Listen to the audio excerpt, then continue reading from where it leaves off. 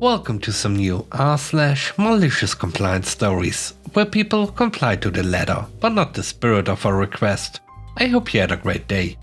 The first story is called Proof of Work. I worked in a bank's back office for over a decade. Towards the end of my stay there, we got detached from one department and moved to another during a general restructuring. While there, we get talked down on and called stuck up and unfriendly. Mind you, because of compliance, we sit in a secure environment that allows little interaction with the non-staff of the unit. As a result of some beef the head has with us, stemming from not understanding our duties, we got a new unit head. She came in with the same attitude, saying we were blowing our jobs out of proportion and that the general opinion is we were lazy. She wanted to be copied in on every email we sent out, as well as receive all our standard operating procedures, etc. The thing is, in our unit, we had like 5 subunits and she had no idea. No one had asked us for a structure or our job descriptions. They all came with preconceived notions about us. I was tasked with sending the procedures, work manuals, job descriptions and team strength. We shared all our unit email passwords, and that's when it starts to dawn on her when she saw one mailbox having over 500 emails and only 3 people attending. Then we started copying her in our emails. In a day, we get no less than 200 emails and send more than that, and that's one subunit only. So she got copied in everything. Every single mail from 5 subunits. In 3 days, she came running, asking us to include her in escalations and relevant emails only. My colleagues, ever mischievous, turned a deaf ear. We continued to copy her for about 3 weeks and even included her in automated responses. She missed her own relevant emails, as her box would be filled with over 1,000 emails. After a month, she sent someone to plead that we stop, which we did, somewhat. She opted to be removed from the unit head position after that and gave the department head a report. Safe to say, we got some respect after that. It was just so sad that they treated us as such without any attempt to understand what we did.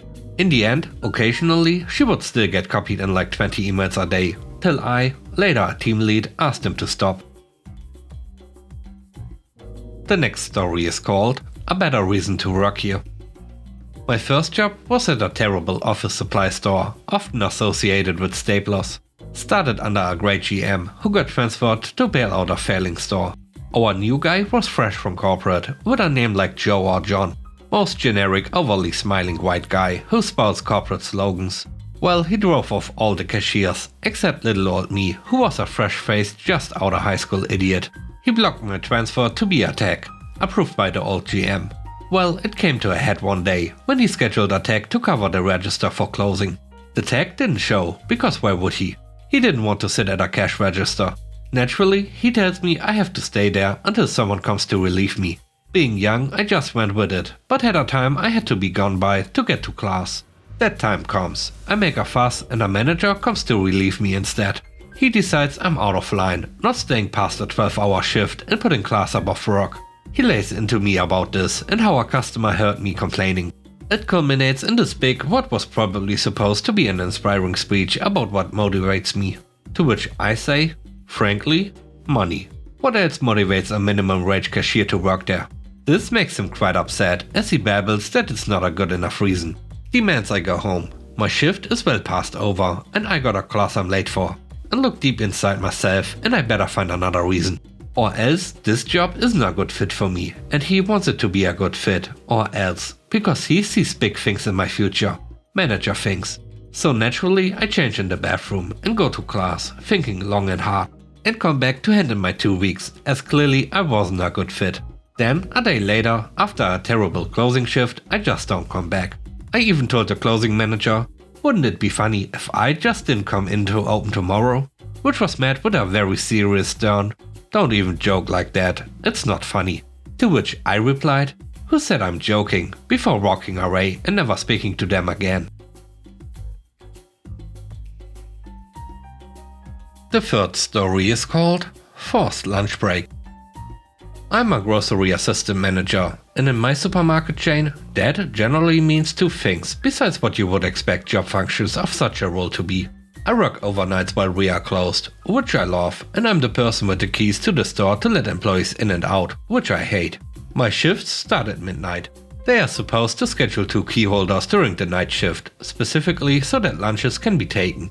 In our state, they are supposed to be taken between the 3rd and 5th hour of work, or the employer must pay an hour of overtime.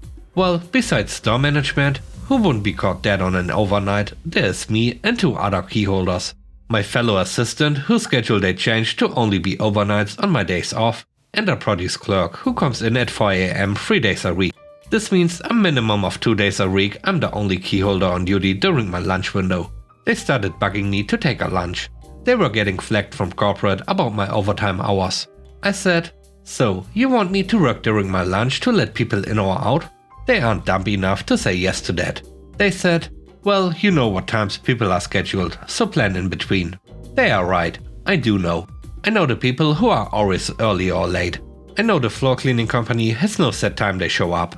And I know when the smokers are scheduled for their breaks. And I know there's no 30-minute uninterrupted window for me to take a lunch.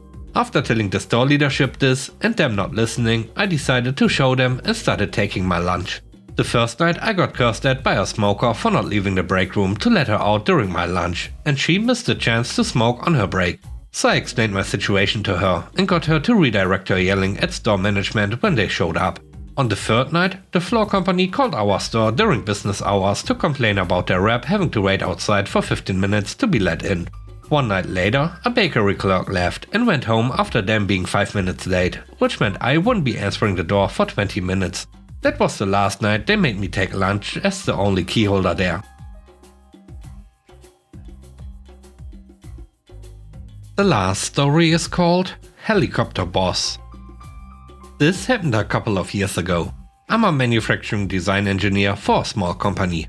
As a filler, I program and operate via EDMs, which fill with water and use electricity to cut metal in a basic description.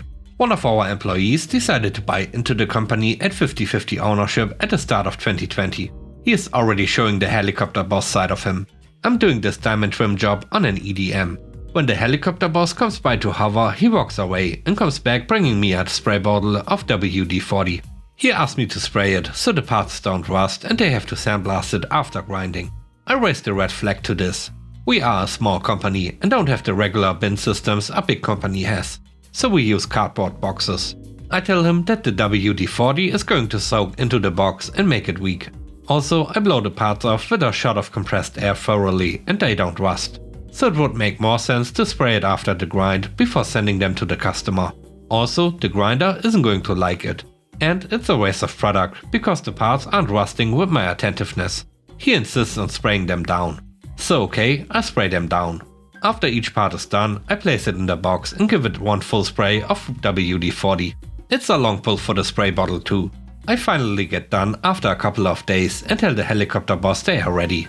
He comes to grab them, as he does, and I told him you'll want to wheel the cart they are on over to another bench and slide them on.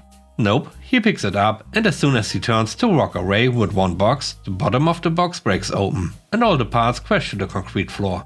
He turns back and looks at me, only to see a smug smile on my face. One that just soaks right into you and pushes that button. He throws the box on the floor and power walks away, slamming the door on his way out.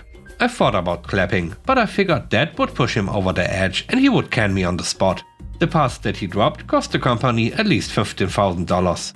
They all had to be retipped with industrial synthetic diamond because it is brittle and if dropped they ship and crack. The specific diamond we used on these is around $750 a disc. And with that we end today's video. Let me know what you think about the stories. On a scale of 1 to 10, how would you rate the stories and today's video? I hope you enjoyed the video. If you did, please don't forget to subscribe and hit the like button. And I hope you have a great day. Stay safe. Bye bye.